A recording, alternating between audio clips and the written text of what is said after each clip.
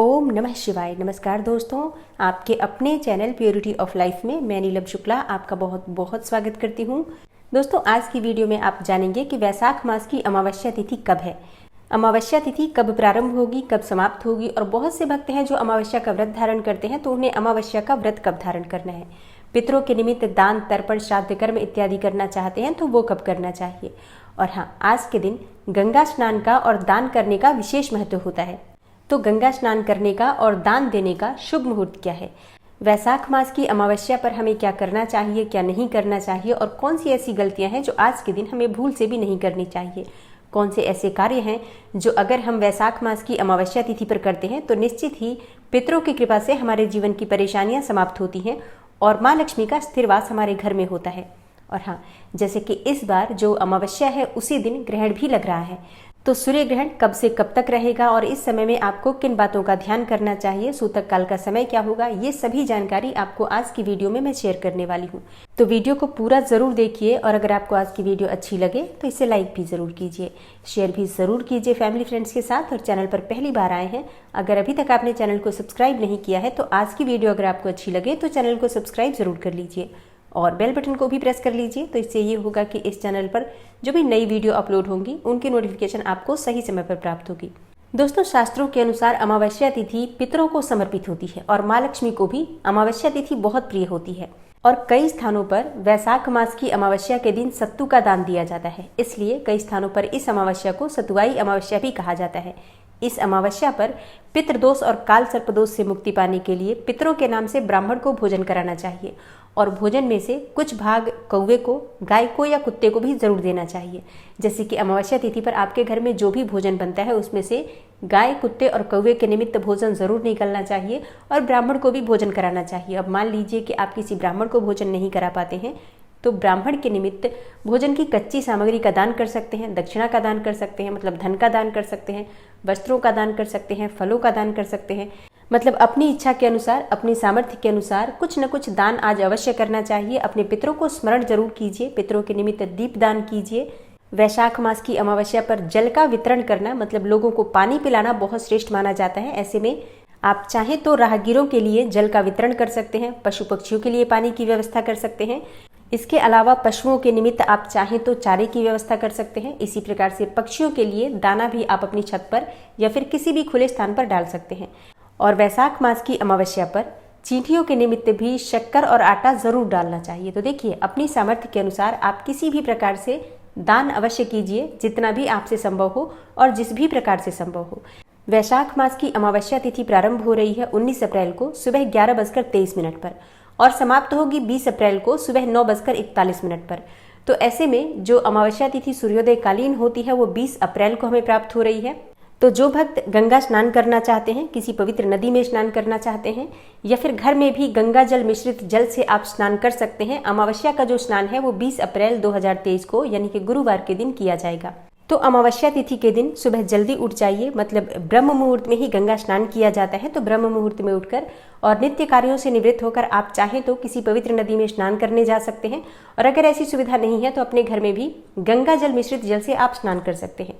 इसके बाद साफ स्वच्छ वस्त्र धारण करके सबसे पहले भगवान सूर्यदेव को जल अर्पित कीजिए और उसके बाद अपने घर के मंदिर में जो भी देवी देवता विराजित हैं उनकी पूजा आराधना कर लीजिए। आज के दिन यानी कि अमावस्या तिथि पर भगवान भोलेनाथ की विशेष रूप से पूजा आराधना की जाती है। आप चाहे तो शिवालय जाकर भगवान शिव का अभिषेक कर सकते हैं। लक्ष्मी नारायण की विशेष पूजा आराधना की जाती है, तो घर में भी आप चाहे तो लक्ष्मी नारायण की यानी कि भगवान श्री हरि विष्णु और माँ लक्ष्मी की पूजा कर सकते हैं। या फिर अगर घर के आसपास कोई भी मंदिर हो जहाँ पर लक्ष्मी नारायण विराजित हो तो वहाँ जाकर भी पूजा आराधना कर सकते हैं। और इसके बाद अपनी सामर्थ्य के अनुसार कुछ न कुछ दान अवश्य करना चाहिए। अपना भोजन करने से पहले दान की सामग्री निकाल सकते हैं या फिर किसी ब्राह्मण को घर बुलाकर भोजन करा सकते हैं। अमावस्या तिथि पर आप दान किन चीजों का कर सकते हैं, देखिए, अपनी सुविधा के अनुसार आप किसी भी वस्तु का दान कर सकते हैं, अन्न का दान कर सकते हैं, धन का दान कर सकते हैं, वस्त्रों का दान कर सकते हैं। लेकिन अमावस्या तिथि पर जल का दान करना सर्वश्रेष्ठ माना गया है। अभी जो फल और सब्जियां हैं बाजार में उपलब्ध हैं, जैसे कि खीरा, ककड़ी, खरबूज, तरबूज, इस प्रकार के जो फल होते हैं इनका दान करना अत्यंत ही श्रेष्ठ माना जाता है। आप जूते का दान कर सकते हैं, छतरी का दान कर सकते हैं, पंखे का दान कर सकते हैं। मतलब देखिए, जो आपके पास उपलब्ध हो, मतलब जो भी आपकी सामर्थ्य हो उस सामर्थ्य के अनुसार आप दान कर सकते हैं। दान नहीं कर पाते हैं तो ऐसे में पशु पक्षियों के निमित्त भी आप जल और अन्न की व्यवस्था कर सकते हैं। और अमावस्या तिथि पर अपने घर के मुख्य द्वार पर सरसों तेल या तिल का दीपक अवश्य प्रज्वलित कीजिए। अपने पितरों का मन में ध्यान करके उन्हें स्मरण करके उनके निमित्त आप दीप दान करते हैं तो इससे आपके पितरों की कृपा आपको प्राप्त होती है, पितर दोषों से मुक्ति मिलती है और जीवन में आपको सफलता की प्राप्ति होती है। क्योंकि पितरों का आशीर्वाद जब आपको प्राप्त हो जाता है तो आपके जीवन में आपके कार्यों में आ रही समस्त बाधाएं दूर होती हैं और सभी प्रकार के कार्य आपके बनने लग जाते हैं। तो ये कार्य आपको जरूर करना है। घर के मुख्य द्वार पर दाहिने तरफ दक्षिण दिशा की तरफ मुख करके शाम को संध्या काल में अपने पितरों के निमित्त दीप दान करके उनसे क्षमा प्रार्थना कर लीजिए। और जो भी आपकी परेशानियां हैं आप उनसे कहिए, निश्चित ही आपके पितरों की कृपा आपको प्राप्त होगी। अमावस्या तिथि पर घर के बाहर कोई भी मांगने वाला आता है, कोई जीव जंतु आता है, उसे भी खाली हाथ नहीं लौटाना चाहिए। अपनी सामर्थ्य के अनुसार कुछ न कुछ दान उन्हें जरूर देना चाहिए। और अब जानते हैं अमावस्या तिथि पर लगने वाले सूर्य ग्रहण के बारे में। देखिए, अमावस्या तिथि पर सूर्य ग्रहण लग रहा है जो कि 20 अप्रैल को सुबह 7:04 पर लग जाएगा। मतलब ग्रहण का जो प्रारंभ है सुबह 7:04 पर है और समाप्ति है दोपहर में 12:29 पर। ये साल 2023 का पहला सूर्य ग्रहण है, लेकिन ये सूर्य ग्रहण भारत में दिखाई नहीं देगा।